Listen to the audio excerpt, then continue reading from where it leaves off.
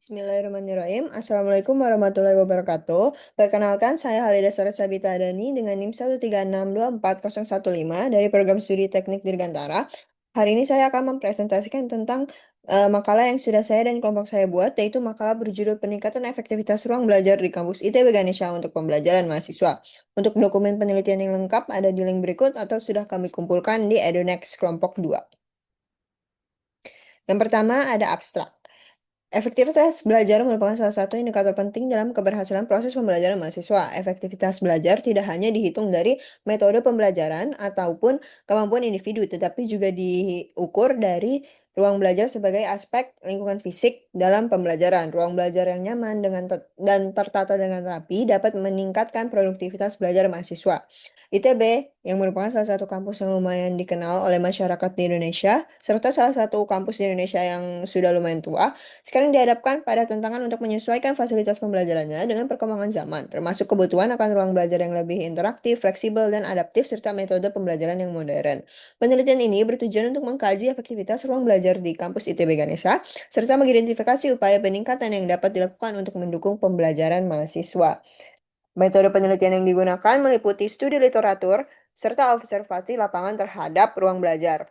Lalu, hasil kajian diharapkan dapat menjadi dasar rekomendasi dalam pengembangan ruang belajar yang lebih efektif nantinya di ITB Kampus Ganesha.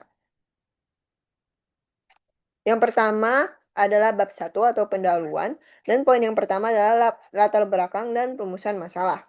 Latar belakang secara singkat, menurut Hadena 2022, pendidikan yang berkualitas adalah pendidikan yang mampu mengantar siswa mencapai fungsi dan tujuan mereka. Efektivitas ruang belajar menjadi faktor penting dalam mendukung proses pembelajaran mahasiswa. Efektivitas ruang belajar mengacu pada sejauh mana suatu ruang mampu mengakomodasi pembelajaran mahasiswa secara optimal.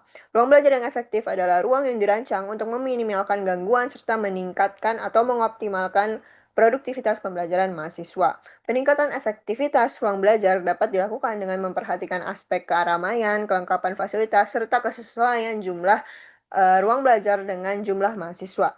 Ruang belajar yang terlalu ramai atau penuh dapat menurunkan konsentrasi dan kenyamanan mahasiswa. Oleh karena itu, selain menyediakan fasilitas memadai, penting juga untuk dipastikan bahwa kapasitas ruang proporsional dengan jumlah mahasiswa. Berdasarkan data akademik dan kemahasiswaan, ITB saat ini sedang menampung 27.500 mahasiswa per tahun 2025. Berbagai kegiatan mahasiswa seperti berkuliah, praktikum, serta pembelajaran mandiri dilakukan di berbagai ruang belajar di ITB. Lingkungan belajar yang berkualitas diperlukan untuk mendukung proses pembelajaran yang intensif serta mendorong mahasiswa untuk mencapai potensi terbaiknya. Oleh karena itu, peningkatan efektivitas ruang belajar di ITB bukan hanya sekedar kebutuhan teknis, tapi juga bagian dari upaya untuk memberikan mahasiswa pengalaman pendidikan terbaik. Rumusan masalah ada dua, yaitu bagaimana kondisi efektivitas ruang belajar di kampus ITB Ganesha dalam menopang kegiatan pembelajaran mahasiswa. Yang kedua adalah bagaimana cara meningkatkan efektivitas ruang belajar di kampus ITB Ganesha untuk pembelajaran mahasiswa. Poin kedua adalah ruang lingkup, tujuan, serta anggapan dasar. Untuk ruang lingkup yang bisa saya sebutkan yaitu yang pertama, ruang belajar di kampus ITB Ganesha. Yang kedua, keberlangsungan pembelajaran mahasiswa di ruang belajar, serta fasilitas dan peralatan pendukung ruang belajar. Selengkapnya ada di makalah lengkap kami. Lalu, yang tujuan penulisan. Yang pertama ada menganalisis efektivitas kondisi ruang belajar kampus ITB Ganesha saat ini terhadap pembelajaran mahasiswa.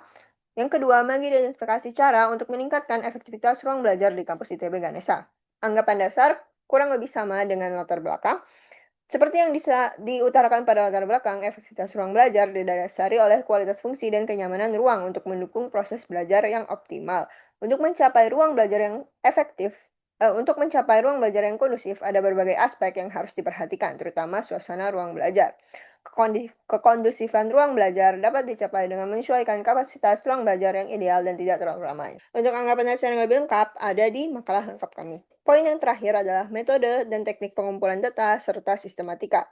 Untuk metode penelitian ini digunakan deskriptif analitis. Metode ini bertujuan untuk mendeskripsikan data yang telah kami dapatkan dari berbagai rujukan serta observasi lapangan. Teknik pengumpulan data yang pertama ada studi kepustakaan, yang kedua observasi lapangan, dan yang ketiga adalah wawancara. Sistematika penulisan yang pertama adalah judul dengan judul peningkatan efektivitas ruang belajar di kampus ITB Ganesha untuk pembelajaran mahasiswa. Yang kedua adalah bab 1, yaitu pendahuluan. Yang ketiga bab 2, yaitu landasan teori. Yang keempat yaitu bab 3 atau pembahasan data yang telah kami dapatkan. Dan yang kelima adalah kesimpulan dan saran, yaitu bab 4. Untuk bab 2, teori dasar, saya akan menjelaskan secara singkat. Yang pertama ada teori mengenai efektivitas ruang belajar. Efektivitas belajar merupakan tingkat keberhasilan proses pembelajaran dalam mencapai tujuan yang telah ditetapkan. Efektivitas belajar tidak hanya diukur dari hasil akademik, tetapi juga dari kualitas proses belajar yang berlangsung. Dalam konteks ruang belajar, efektivitas ditentukan oleh sejauh mana ruang tersebut mendukung berlangsungnya proses pembelajaran. Ruang belajar yang efektif umumnya memiliki penataan ruang yang baik, pencahayaan memadai, ventilasi yang cukup, serta fasilitas mendukung yang sesuai dengan kebutuhan proses belajar.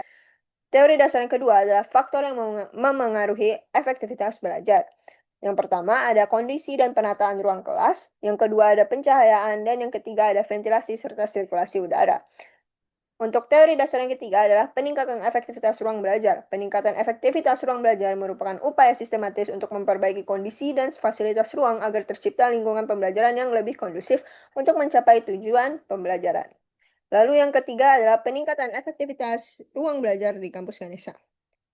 Poin pertama, kondisi efektivitas ruang belajar di kampus Ganesha. Pembahasan dari data-data wawancara yang didapatkan dari 4 pertanyaan, yaitu ruang apa saja yang biasa Anda gunakan untuk belajar di kampus Ganesha. Yang kedua, apakah sudah cukup memadai dari segi penataan ruang kelas, pencahayaan, dan ventilasi, serta sirkulasi udara? Jelaskan.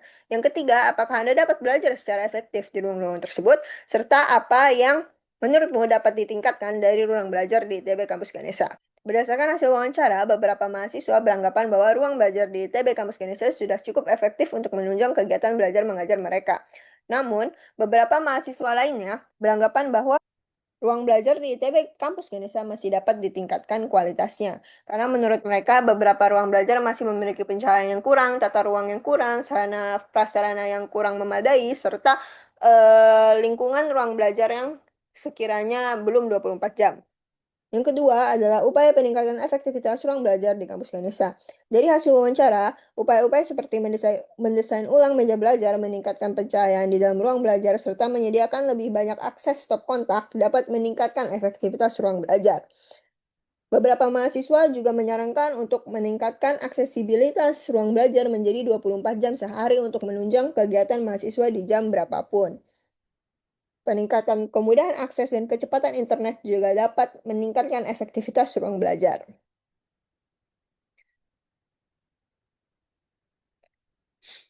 Yang terakhir yaitu bab 4 atau kesimpulan dan saran. Kesimpulannya yaitu efektivitas ruang belajar dipengaruhi oleh kondisi fisik ruang, penataan tata ruang, kelengkapan fasilitas pencahayaan, serta ketersediaan ruang bagi mahasiswa. Hasil observasi dari wawancara menunjukkan bahwa efektivitas ruang belajar di ITB Kampus Ganesha masih perlu ditingkatkan. Beberapa ruang belajar memiliki desain meja dan kursi yang kurang efektif, tata ruang yang sempit, serta keterbatasan fasilitas penunjang. Selain itu, pencahayaan di beberapa ruang juga masih minim.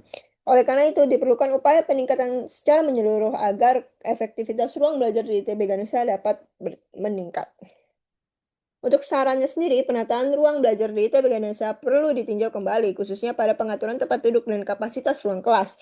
Peningkatan fasilitas kelas juga perlu diperhatikan. Penyediaan meja dan kursi dengan desain yang lebih ergonomis dapat menunjang aktivitas belajar mahasiswa secara lebih optimal. Upaya tersebut diharapkan dapat meningkatkan keefektifan ruang belajar di ITB Kampus Ganesha.